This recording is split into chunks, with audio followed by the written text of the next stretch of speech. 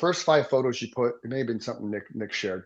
The first 5 photos you put on your listing should be the 5 most important photos you have for the house. So you ask your clients, what made you buy this house? What was it that turned you on to this neighborhood? So when you do that, instead of just, if you look at most realtors, they take the house and then it goes in the whole path of going through the property, that kind of stuff. And it's just dry and boring. And you have 60 photos. There's nothing for the person to see to come to the house, right? If you have 60 photos, you're showing everything. So I've learned to keep it at a minimum, about 15 to 20 total. 5 of those are always outside or drones. I have a deal with Mike Small Photography, so he gets me 20 pictures and drones for like $230. So it's minimal. So it forces the person to actually have to go to the house or go to the open house to see the rest of the home, because that way you're kind of dangling that carrot. You're not showing them every single thing that the house has to offer.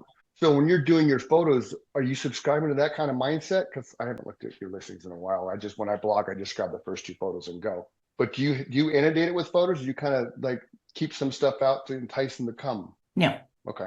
No, I make, well, but I don't do, I think even on the estate, which is a 5-bedroom, 3-bath guest house, gardens, beautiful drone photography, carriage house.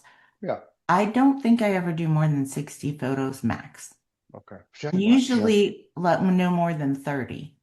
Yeah. Okay. So usually I don't do, if I'm not going to get somebody bored, clicking, and the detail ones of like the amazing chandelier or those are always at the end. Yeah. Okay. That's cool. Yeah. Those are at the end.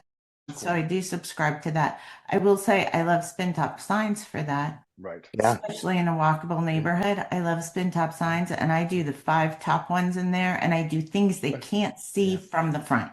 Right. Yeah. Do you use QR codes at all? I don't. Okay. I don't do that. There are a lot of things that I need to do that I don't do for my business. Well, to each his own, right? You don't have to be. Oh yeah, and I think at the end of the day, it has to be authentic. I just literally haven't. There's so much that I should be doing and could be doing that I just don't yet. Okay, let's 30 years in. let's summarize the open house thing, because we've kind of gone over the place, because I want everybody to get understanding of it. So vacant or occupied doesn't matter. You're going to stage it. You're going to do the professionally clean. You're going to have photos inside, outside, and drone. You're going to put 1 or 2 signs up depending on the neighborhood. You're going to do all online internet marketing per se.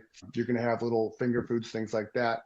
You're opening all the doors for safety purposes. Now, do you also have all the lights on in every room and all the, the drapes open, blinds open? Yeah, so we do too. Anything else I'm missing there? No, I don't think so. Okay, yeah, because I want to make sure we understand.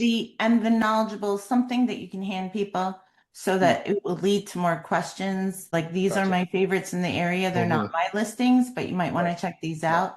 These are other open houses that are open right now. Check it out. Yeah, so something of value. You're giving them something of value. Cool. All right. I want to see what you think of this, Sherry.